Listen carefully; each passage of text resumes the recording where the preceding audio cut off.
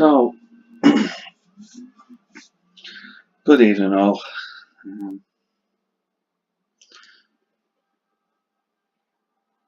I want to do something a little different tonight after all the seriousness of boxing lately. Um, I want to revisit a time when certainly a harder time in boxing, but bit of a debate uh, and a great character. So I'm not sure whether everyone who watches this video, I'm not sure whether everyone who watches this video will have heard of this guy. Certainly not anyone, I would say, under 30 who's not a real boxing fan may not have heard of this guy, but Freddie Mills, um, brilliant, brilliant boxer, real tough guy, and a real character. Freddie, although he sort of like, oh bless you, Gardner, had the appearance of Cockney East End white boy, whatever. Freddie was actually brought up in Bournemouth, and he was hard. He was hard as nails, Freddie Mills. There's no doubt about it.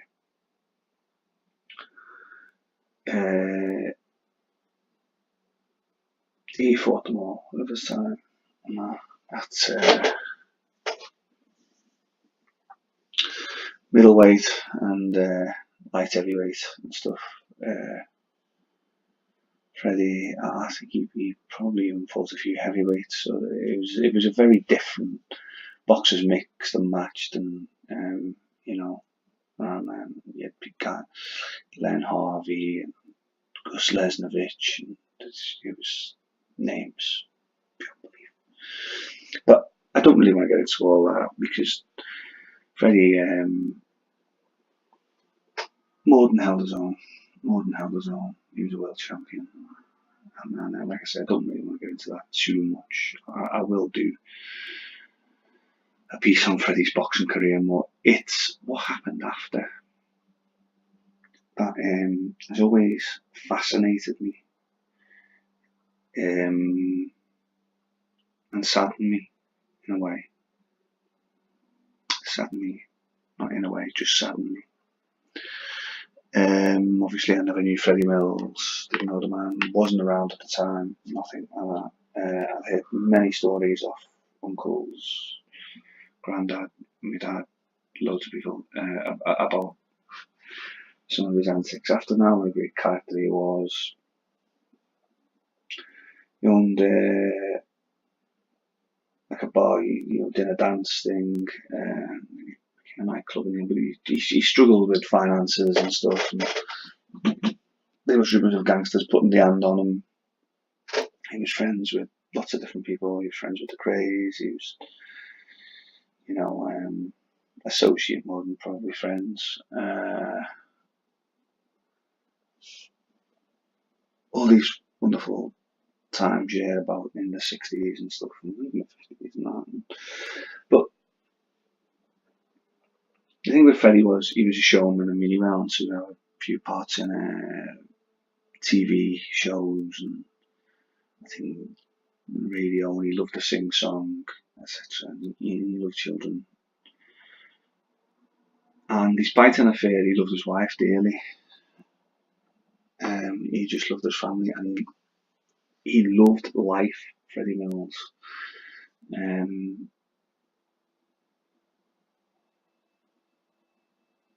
Two things about him, really.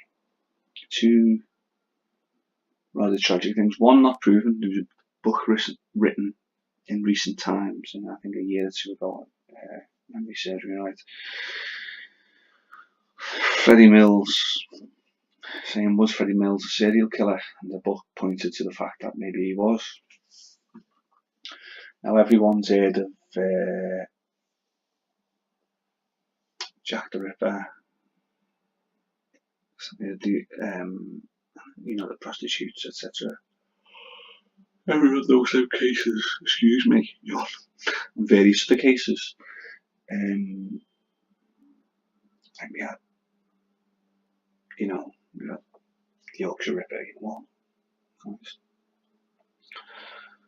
but I think it was in the late 50s, early 60s. There was some, I think they were known as the Thames Ripper murders or something like that. And I think it was 5 prostitutes found killed. And in later years, there was evidence to suggest that it may have been Freddie. The description fit Freddie, what people gave, and other varying things. Now, I always like to think not that it wasn't Freddie, because despite the man being from not 1, 2 generations before me, he's a hero of mine, a real hero of mine, Freddie Mills. I've got books on him. I've got a brilliant book actually called Fighters, which depicts his story, and Randall Serpents, who I know I've done a little piece on. But I'd like to think not of Freddie. I know he had I don't know whether it was because he had this affair, and I know he had connections within the world, etc. But let's be honest, what boxer doesn't? Even today, let's not fool ourselves. Boxers all know criminals. They all know people within the underworld. It goes hand in hand, one with the other. I know it's all been jazzed up for TV these days and stuff, and everyone's supposed to be role models, etc., etc., etc. And there's no harm in being a role model. You can be a role model, and you can have one group of friends, and you can have another group of friends. Any of us can. I have varying friends myself, so it's not inconceivable that boxers do. I'm sure lots of you who will listen will agree. We all have an assortment of friends. I have friends who've gone to university, and I have friends who you wouldn't want to meet on a dark night. So I think it was a bit. There's so much confusion over it, but there really were things that pointed to Freddie being the possible murderer. I think it come down to as well, in the end, that the big thing was, why did he kill himself? See, no one could understand what. Did he kill himself? That's another thing. Why did he? But let's take it from one angle for a minute. Why did he kill himself? One, he had a wife, children he adored. He adored other members of his family, friends. He was the life and soul of the party, everything.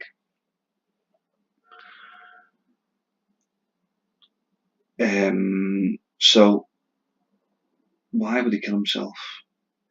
Some people say because of the affair. Well, the affair was done, dusted in the past. It was with a younger woman.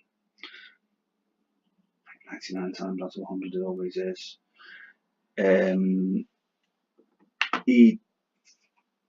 His wife knew about it, he confessed to it and everything, and she gave him the option and he chose her. So people say, perhaps he couldn't, he loved the other girl so much he couldn't live without her. I don't believe that. So you come back to, what did he kill himself for? If you believe he killed himself, which I don't. I don't believe he killed himself.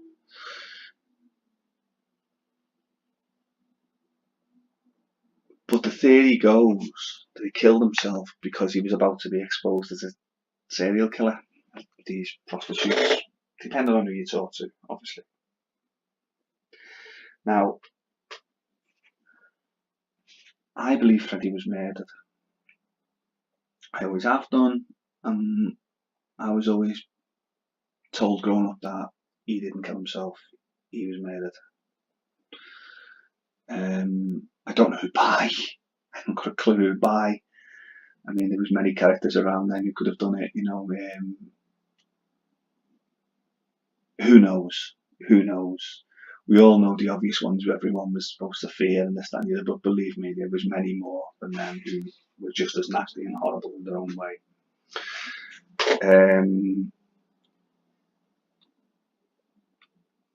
The reason I don't believe he killed himself goes into his dinner dance hall thing he had, his club, let's just call it his club. He was in partnership with a Chinese businessman. Was it Kevin Lee or something like that? I can't remember the guy's name. Anyway,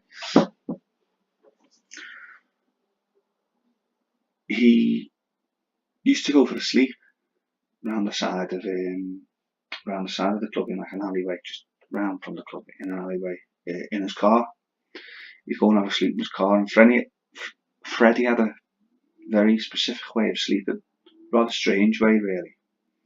He'd sort of sit in the back seat, and if you can imagine, he'd sort of put his hands on his knees, sort of lean forward. It was a strange way of dozing off, but whatever, it seemed to work for him.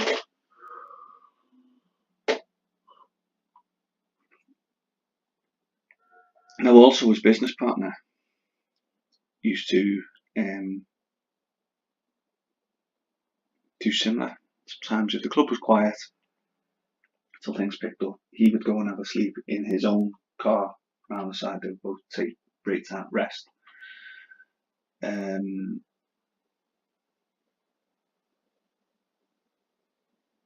a few theories. One theory, like I say, is that he killed himself, he shot himself. Now, he was found with a rifle by his side, and had been shot through his left eye. I think it was his left eye. Anyway, he'd been shot through one of his eyes. I think it was left eye. And he was in the back seat of the car with a rifle at his side.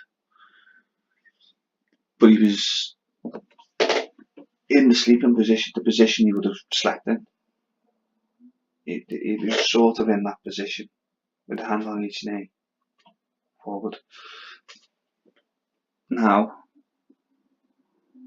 previous to his life ending, he'd been to a fairground and he'd acquired a rifle from a rifle range, but it was not a working rifle. It was he told him he'd wanted it for a cowboy fancy dress thing, which wouldn't have been unusual for Freddie. He loved, like I say, occasions. He loved parties, enjoying life. He was a great character. So that wouldn't have been unusual for Freddie to, you know, ask someone, a friend, for something like that. Now, there's also a rumour that he actually went back and swapped this rifle without the owner knowing for a rifle that works. I say rumour, they really are rumours. It's never been people say it was substantiated. People say lots of things. As far as I know, officially, and even from things I've watched with his wife, it's never been proven, as far as I know. If I remember rightly. So he's found in the back of the car. Originally, people thought he was asleep. Never shook him. Totally feels a bit, you know.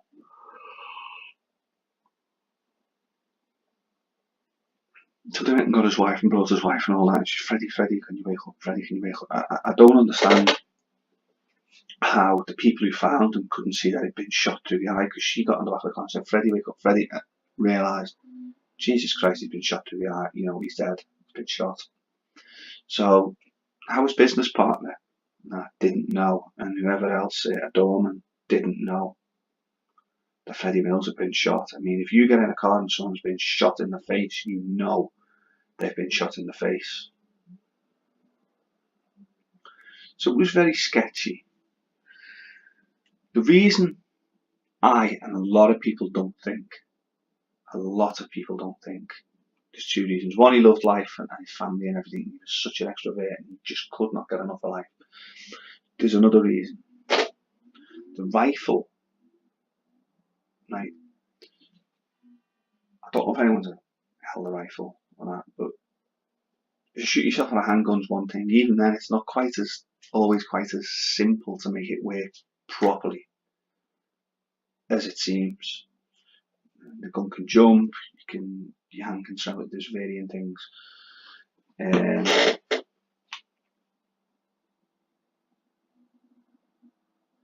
With a rifle, it becomes harder again. If you picture it in the back of a car, even a modern day car, now an older car would have been a bit more, a bit more comforty, shall we say, in the back seat, a bit more snugger, smaller basically. If you picture a rifle, he's got to rest it on like the front seat, sort of thing, and put it to his eye or his head or whatever he was aiming, and then pull the trigger. And he's got to hold it, and I'd imagine pull the trigger with his thumb at an angle there. I don't know, at an angle. He's going to be leaning back, rifle there, put it to there, bang. Okay, fair enough. Maybe it was just possible. It did show you where it would have been just possible with the length of the rifle.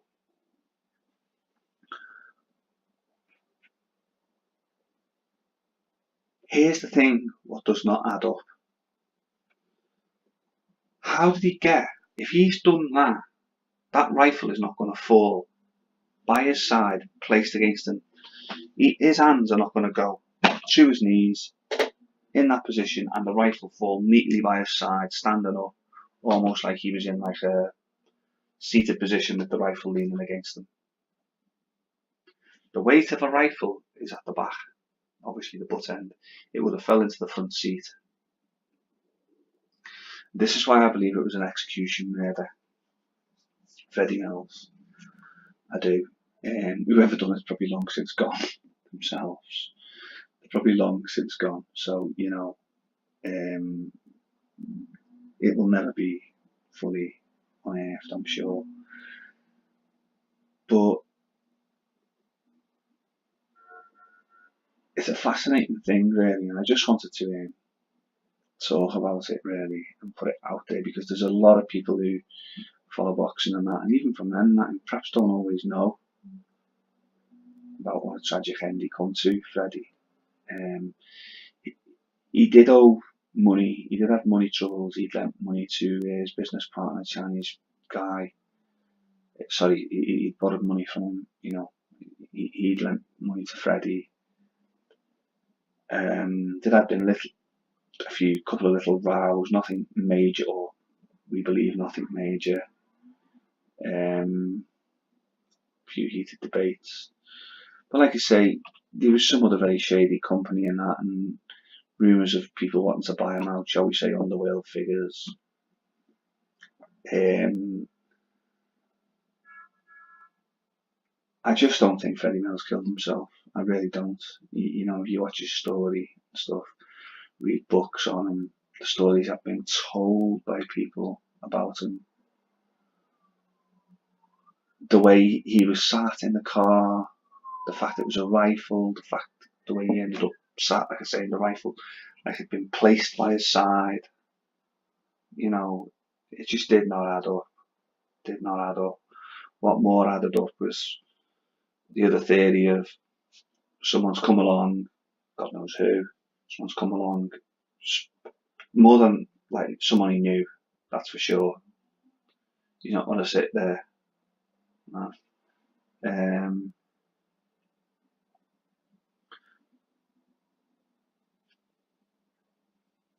He's recognised them.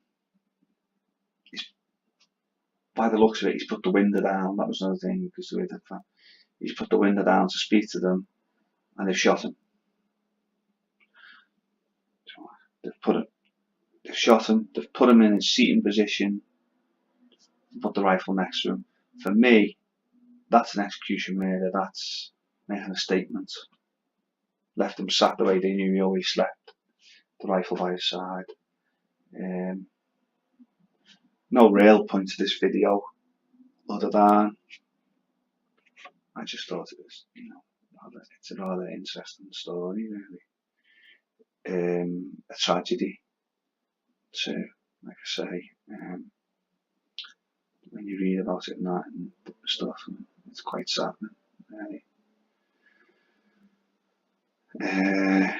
For a real fun guy, great boxer, whatever. And like I say, the other theory, I mean, it's hard to believe a guy like that was a serial killer. I think that was put in to deflect away from his obvious murder years later. I think that was put in to cover for someone else and all these other rumours. It was after that the rumours started and that,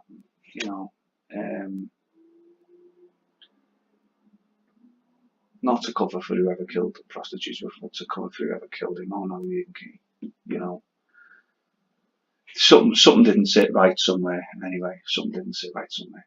Anyway, thank you very much, guys. R.I.P. Freddie Mills, legend. I'm going to call him a legend. I know I don't throw legend about very often, and I really don't. But if it wasn't for guys like him, British boxing would be poorer.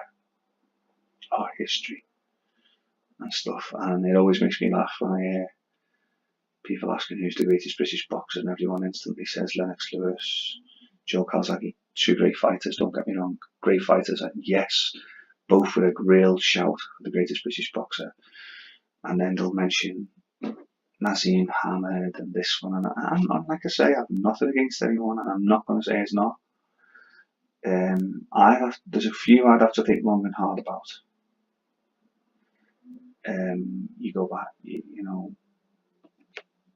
but that deep history seems to be forgotten. You mention even like Freddie Mills, Randolph Turpin today in this country, and people go, "Who was that? Oh, was he that good? Oh, was he good? What was he good? Go and read about him. Go and watch about him." And these guys lost fights, and it did not tarnish their reputation. It quite annoys me really that people know of Sugar Ray Robinson, Jake LaMotta, the American fighters, other fighters, Roberto Duran, yet they don't know of our guys. Turpin, Mills, God, forgot his bloody name. There's people that don't even know John Conte, let's say, commenting on stuff. It's sad. I mean, Conte fought in the 70s. It's just sad. But that story, yeah, is interesting. So, like I say, thanks very much, guys. I'm going to be doing a few more little bits on some of the older fighters just to put it out there and keep their memories alive and that. I'll try and do something on John Conte. I'll go a bit more in depth into Freddie Mills' boxing career and that. Another old boxer, Dick Tiger, and so many others. I just think today's all well and good, but let's have a little look at some of the stuff from the past as well, because it really is interesting, and a lot of the time their lives were more interesting back then. Some of the hardships they had. Take care all, like, subscribe, and I'll speak to you again soon.